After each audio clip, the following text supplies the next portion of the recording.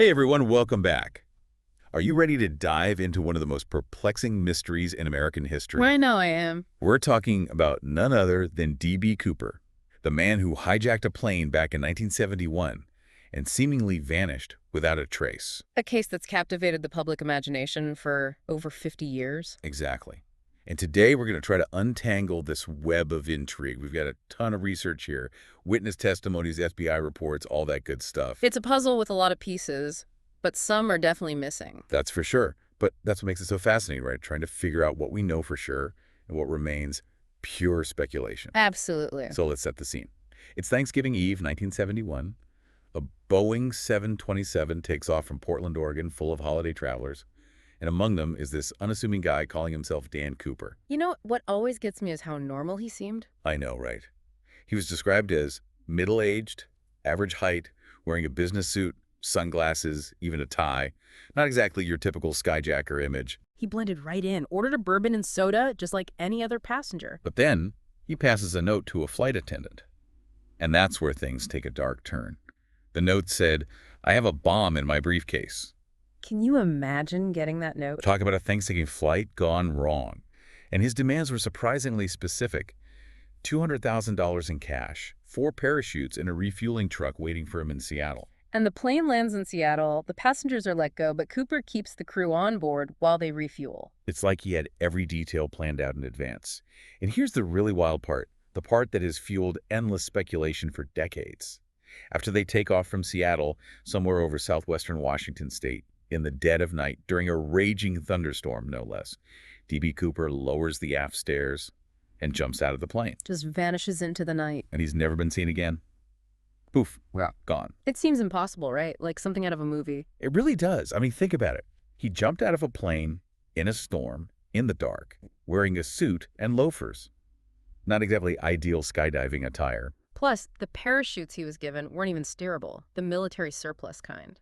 So it seems like everything was stacked against him. Darkness, bad weather, rough terrain, and a parachute he couldn't control. It all points to a pretty grim outcome, right? Logically, yes.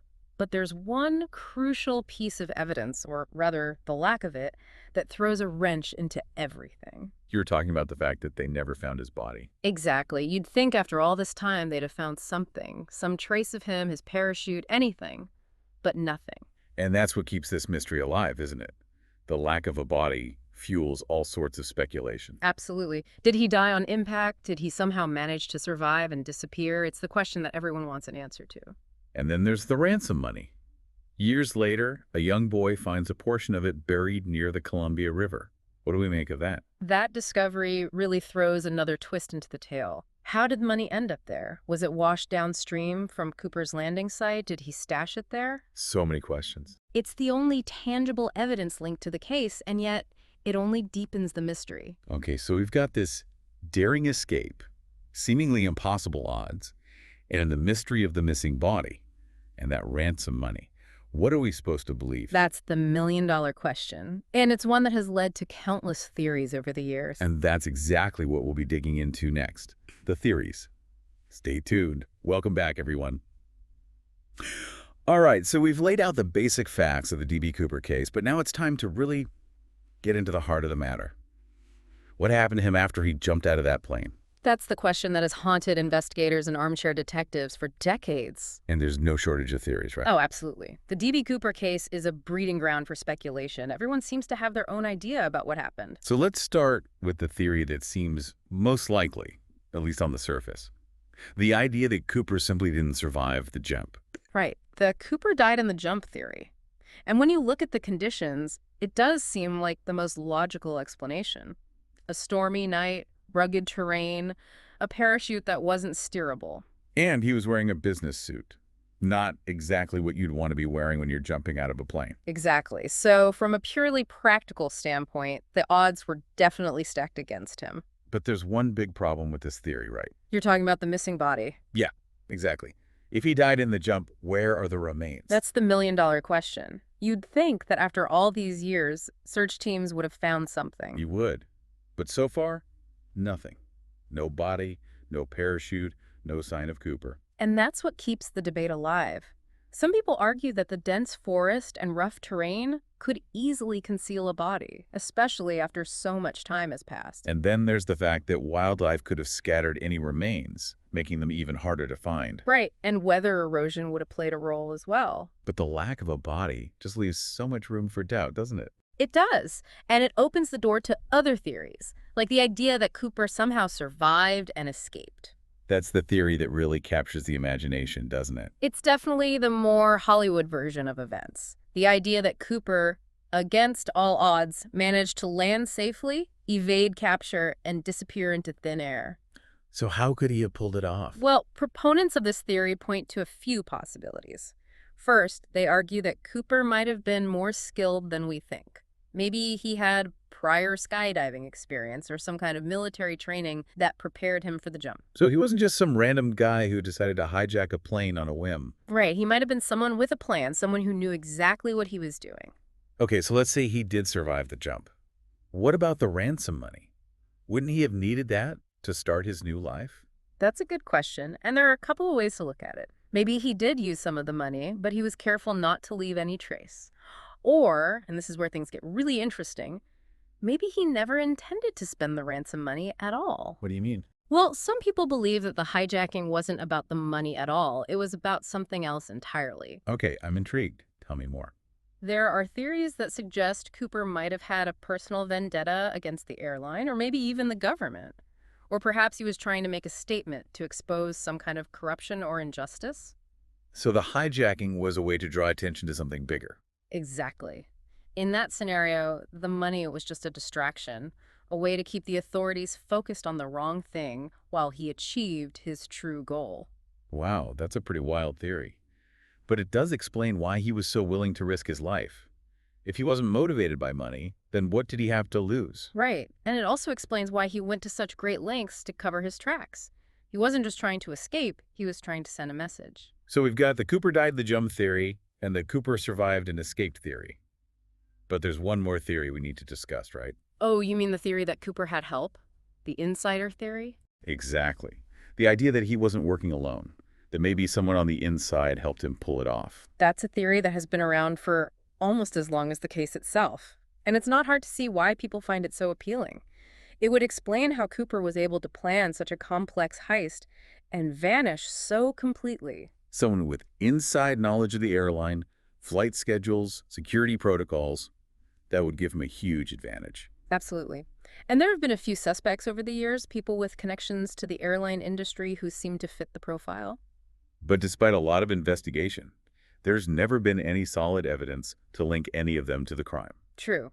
And at this point, it's hard to know if we'll ever get definitive answers, but that's what makes the D.B. Cooper case so fascinating. It's a puzzle with missing pieces, a story that refuses to be neatly wrapped up. We're left to grapple with these competing theories, each one with its own strengths and weaknesses. And ultimately, it's up to each of us to decide what we believe. That's the beauty of a good mystery. It keeps us guessing, keeps us engaged, and keeps us coming back for more. After the break, we'll step back from the theories and explore why this case has had such a lasting impact on popular culture. Why are we still so fascinated by D.B. Cooper after all these years? Stay tuned. Welcome back. You know, as we've been discussing all these different theories about D.B. Cooper, it's striking how this case has transcended the realm of true crime and seeped into our collective consciousness. It really has. D.B. Cooper has become a cultural phenomenon. He's this enigmatic figure, almost a folk hero in some circles. Yeah. Why do you think that is? What is it about this story that continues to fascinate us after all these years? Well, I think part of it is the sheer audacity of the crime itself. A man hijacks a plane, extorts a ransom, and then jumps out mid-flight, disappearing without a trace. It's like something out of a movie. It's a story that has it all, right? Right. Mystery, intrigue, suspense.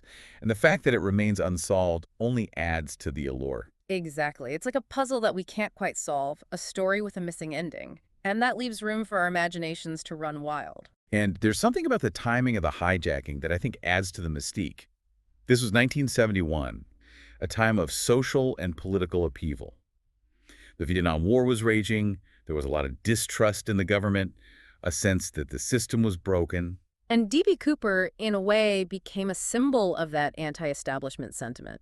He was the guy who thumbed his nose at authority, who took on the FBI and seemingly got away with it. He was a rebel, Mm. a maverick, and even though what he did was a crime, there's a part of us that can't help but admire his daring and his ingenuity. I think you're right. There's a certain romanticism attached to the story.